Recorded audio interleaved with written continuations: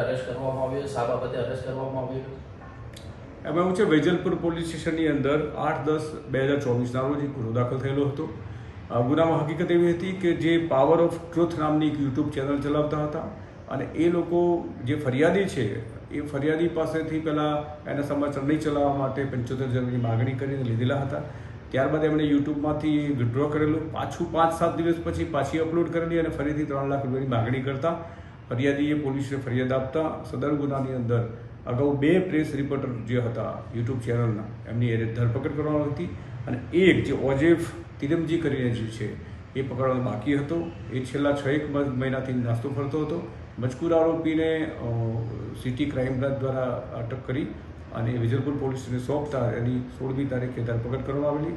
ત્યારબાદ નામદાર કોર્ટમાં રજૂ કરી રિમાન્ડની માગણી કરતા 2 દિવસના રિમાન્ડની માગણી કરવામાં આવેલી અને અત્યારે એ પોલીસ કસ્ટડીમાં હાલ છે. આરોપી વિરુદ્ધ કેટલા ગુના દાખલ થયેલા છે? અગાઉ આ આરોપી વિરુદ્ધમાં એક ચાંદખેડા પોલીસ સ્ટેશનમાં દાખલ થયેલો છે અને બીજું સાયબર પોલીસ સ્ટેશનમાં ગુનો દાખલ થયેલો છે અને હાલમાં જે વેજલપુર પોલીસ સ્ટેશનના ગુનામાં એરેસ્ટ કરવામાં આવ્યો છે. એમ કુલ 3 ગુનાની ગુનાહિત હિસ્ટ્રી છે. આરોપીને રિમાન્ડ અંગે કેટલા દિવસનો રિમાન્ડ માંગવામાં આવ્યો? રિમાન્ડ એના જે રિમાન્ડ છે 5 દિવસના માંગવામાં આવેલા હતા, તે પૈકી 2 દિવસના મંજૂર થતા અત્યારે રિમાન્ડ ઉપર છે. ઓકે.